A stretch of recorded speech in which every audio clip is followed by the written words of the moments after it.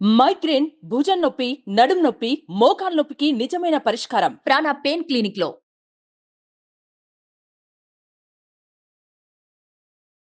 అందరికీ నమస్కారం. Welcome to Suman TV. నేను మీ రమ్య. నవంబర్ మాసంలో నవంబర్ 15వ తారీఖు వరకు శని వక్రగతి ఉంది.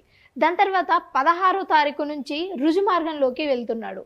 దీనివల్ల నవంబర్ మాసంలో 12 రాష్ట్రాల వారికి ఎలాంటి ప్రభావం చూపిస్తుంది, వీరు ఎలాంటి పరిహారాలు చేసుకుంటే వారికి మంచి జరుగుతుంది, ఇవన్నీ తెలియజేయడానికి ఈరోజు మనతో పాటు ఉన్నారు ప్రముఖ జ్యోతిష్య పండితులు, అలాగే లలిత ఉపాసకులు బ్రహ్మశ్రీ నానాజీ పట్నాయక్ గారు. గురుగారిని అడిగి మనకున్న సందేహాలన్నీ నివృత్తి చేసుకుందాం.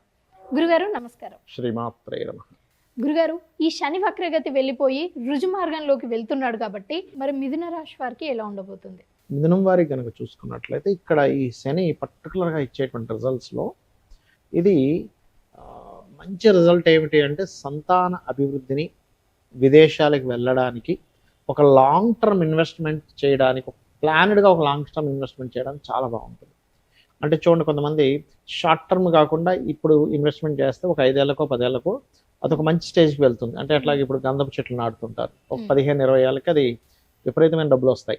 అట్లాంటివి అనమాట. ఒక ఇన్సూరెన్స్ తీసుకుంటాము, ఒక మ్యూచువల్ ఫండ్ తీసుకుంటాము, లేకపోతే ఒక ల్యాండ్, అసలు ఇప్పుడు పెద్దగా ల్యాండ్ రేట్ ఉండదు, అసలు ఎప్పటికి వస్తుందో తెలియదు అనుకునేటువంటి ల్యాండ్స్ కొనడం, ఇట్లాంటివి ఉంటాయి చూసారా.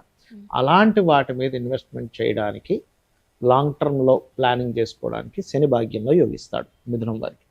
అలాగే సంతానం కోసం చేసే ప్రయత్నం, క్రియేటివ్ ఫీల్డ్, విదేశాలకు వెళ్ళడానికి, విదేశాలకు వెళ్ళి అక్కడ సెటిల్ అవ్వడానికి ఈ శని భాగ్యంలో ఉండి యోగిస్తాడు. అయితే ఇక్కడ మరి జాగ్రత్తలు ఏం తీసుకోవాలంటే, పర్టికులర్గా మీరు అన్నదమ్ముల వరుస వాళ్ళకి సంబంధించిన మనీ, అంటే దానికి సంబంధించిన మనీ మ్యాటర్స్ విషయంలోని అనవసరమైన శత్రుత్వాలు, భాగ్యంలో ఉండే శని ఏం చేస్తాడంటే అక్కడ దశమ దృష్టితో 6వ స్థానాన్ని చూస్తాడు.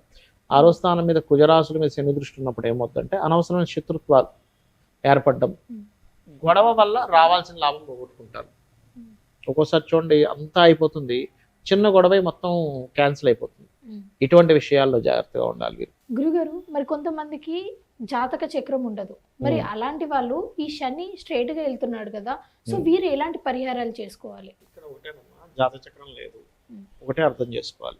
మనకి ఎప్పుడైనా సరే పనులన్నీ ఆలస్యం అవుతున్నాయంటే ఎక్కడో సాటర్న్ ప్రభావం ఉందని చెప్తుంది శాస్త్రం. ఎందుకు మందుడు ఆయన ఎందుకు అంటే, ఆయన ఏదో కావాలని మిమ్మల్ని ఏదో పని కట్టుకుని మీ పని లేట్ చేయడం కాదు, మీకు ఒక ఎక్స్పీరియన్స్ వస్తుంది. సో ఎక్స్పీరియన్స్ మీకు రావడం కోసం ఆయన మనకు పాఠం నేర్పిస్తున్నాడు అనే పాజిటివ్ థాట్తో ఉండాలి, ఫస్ట్ పాయింట్ నెంబర్ 1. రెండవది ఏంటంటే, అలా లేట్ అవుతున్నాయి అన్నప్పుడు చాలా సింపుల్గా ఒకటే నేను నేర్చుకోగలుగుతున్నాను అనే పాజిటివ్ థాట్తో ఉంటూ, మీకు దగ్గరలో గోశాల ఏదైనా ఉన్నట్లయితే గోవులకి బెల్లం తినిపించడము. ఇప్పుడు ఎట్లాగో కార్తీక మాసం వస్తుంది కాబట్టి, కార్తీక మాసం నడుస్తుంది కాబట్టి మనము నూనె ఉంటుంది, ఆయిల్, నువ్వుల నూనెని చక్కగా దీపారాధన కోసమని టెంపుల్స్లో ఇవ్వడము, ఇవి గనక చేసినట్లయితే ఖచ్చితంగా బాగుంటుంది. అదేవిధంగా గోవుకి కాస్త బెల్లం వినిపించడంతో పాటు ఓం అనాకలిత సాదృశ్య చుబుక శ్రీ విరాజితాయే నమః, ఈ నామము పర్టికులర్గా ఏంటంటే ఏలినాడు శని నడుస్తున్నా, అర్ధాష్టమ శని నడుస్తున్నా, అష్టమ శని నడుస్తున్నా, శని మహర్దశ నడుస్తూ శని సరైన స్థితిలో లేకపోయినా కూడా ఫలిస్తుంది. గురుగారు, మరి ఈ రుజు మార్గం వల్ల దేశకాల పరిస్థితులు ఎలా ఉన్నాయి? ఒకటేనమ్మా, ఇప్పుడు శని ఒకటని కాదు, మనం క్రోధినామ సంవత్సరం మొదటి నుంచి చెప్తూ వస్తున్నాం. అంతా ఘర్షణలు, గొడవలు, యుద్ధ వైఖరి ఇవన్నీ ఉంటాయి. శని స్ట్రైట్ అయ్యి కుజుడు దృష్టి ఉంది ఫస్ట్ ఇక్కడ. సో ఫస్ట్ మంత్ అంటే ఈ నవంబర్ డిసెంబర్ మాసాలలో కాస్త ఘర్షణలు మళ్ళీ కాస్త ఎక్కువ అవుతూ ఉంటాయి, గుర్తుపెట్టుకోండి, నవంబర్ డిసెంబర్ మాసాల్లో. కాకపోతే శని ఎప్పుడైనా సరే న్యాచురల్ 11th హౌస్లో ఉన్నప్పుడు కొన్ని వ్యాపార సంబంధించిన విషయాల్లో అనేకమైన మార్పులు ఇస్తాడు. అంటే బయట జరిగేటువంటి వ్యాపారాల్లో లాట్ ఆఫ్ అంటే అసలు మనం ఊహించం చేంజెస్ అంటాను చూసారా. ఒక చేంజ్ అయ్యింది అని ఎప్పుడు కుంభంలోకి శని వచ్చిన, అందుకే చూడండి కుంభంలో శని తిరిగి వచ్చిన ప్రతిసారి కూడా ఒక రెవల్యూషన్ క్రియేట్ చేస్తాడు. మనకి 30 years బ్యాక్ కంప్యూటర్స్ అనేవి మనకి అందుబాటులోకి రావడం స్టార్ట్ అయింది, అక్కడ ఒక రెవల్యూషన్ స్టార్ట్ అయింది. ఇక్కడ నుంచి AI రెవల్యూషన్ స్టార్ట్ అవుద్ది, ఇక్కడ నుంచి ఆ AI రెవల్యూషన్ క్రియేట్ చేస్తాడు శని ఇక్కడ. పర్టికులర్గా మనం శని ఎంటర్ అయ్యేటప్పుడే చెప్పుకున్నాం, 2 సంవత్సరాల క్రితమే చెప్పుకున్నాం, సంథింగ్ బిజినెస్ స్ట్రాటజీలో చాలా మార్పులు రాబోతున్నాయని. సో ఆయన ఒక మార్పునిచ్చే కారకుడు అవుతాడు ఆయన పర్టికులర్గా. సో అక్కడ ఒక మార్పు అనేటువంటి జరుగుతుంది. ఇక రెండో విషయం ఏంటంటే, ఫైనాన్షియల్ గ్రోత్ కూడా చేస్తాడు. అంటే ఆ, దేశాల్లో కొంచెం ఫైనాన్షియల్ గ్రోత్స్ని కూడా ఇస్తాడు, ఇవ్వడం ఏం కాదు.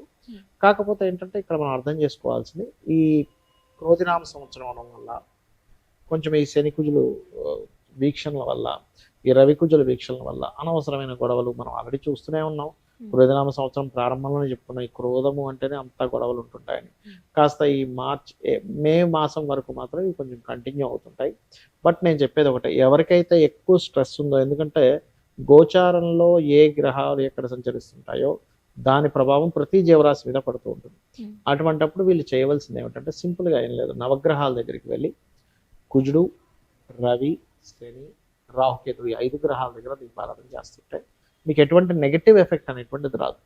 అందులో ప్రధానంగా కుజ, శని, రాహుకేతువులకైతే ఆ 4 గ్రహాలకైతే ఖచ్చితంగా చేసుకోవాలి. ఈ పరిహారం మంచిగా పనిచేస్తుంది ఖచ్చితంగా ఫలిస్తుంది ఈ పరిహారము. అయితే ఇక్కడ ఏంటంటే, మీరు ఎప్పుడు కూడా ఒక శని భగవాన్ దగ్గరికి వెళ్ళి ఒక చేస్తున్నారు అనుకోండి, నన్ను వదిలేయాలనే భావంతో చేయకూడదు.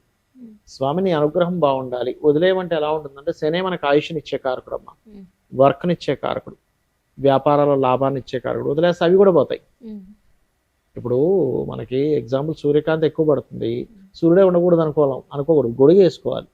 సూర్యుడు వద్దనుకుంటే అట్లా మనం గొడుగు వేసుకోవాలి, అంతే. అర్థమైందా? అట్లా ఏంటంటే శని భగవానుడు మనకి ఆయుష్ని ఇవ్వాలన్న ఆయనే. ఒక జన్మజాతకంలో ఎన్ని యోగాలున్నా ఆయుష్ లేకపోతే వేస్ట్, వర్క్ లేకపోతే వేస్ట్. పని లేదనుకోండి ఏం చేస్తాం చెప్పండి? కెరియర్ లేదు, బిజినెస్ లేదు, మనం అసలు గుర్తింపు ఉండదు మనిషికి. సో బిజినెస్ కానీ కెరియర్ కానీ ఆయుష్ కానీ ఇచ్చేది మెయిన్గా వీళ్ళే, శని భగవానుడు. అందుకని ఏంటంటే మనం కరెక్ట్ కర్మలు చేస్తున్నాం అనుకోండి, ఆయన కరెక్ట్ రిజల్ట్స్ ఇస్తాడు. అది పూర్వజన్మలో కదా, ఈ జన్మలో కూడా మనం అందరం ఏమనుకుంటామంటే, ఏంటో నాకు రావట్లేదు, ఎంత కరెక్ట్గా ఉన్నా అనుకుంటాం. కానీ అదేం కాదు. కరెక్ట్గా ఉన్నవాడికి ఎప్పుడైనా విజయం ఉంటుంది. ఏదో అడ్డదారుల్లో వెళ్ళేవాడికి ఆ రోజుకి ఏదో విజయం ఉంటుంది, కానీ లాంగ్ టర్మ్లో బ్యాడ్ ఎఫెక్ట్ అనేటువంటిది ఖచ్చితంగా ఉంటుంది. కాబట్టి నేను ఒకటే చెప్తాను, మీరు ఏనాడు శని, అర్ధాష్టమి శని, అష్టమి శని నడిచేటువంటి వారికి ఒకటే చెప్తాను, ఏంటంటే మధ్యాహ్నం పూట నిద్రపోకండి, కాస్త వాకింగ్, జాగింగ్, ఎక్సర్సైజెస్ లాంటివి చేయండి.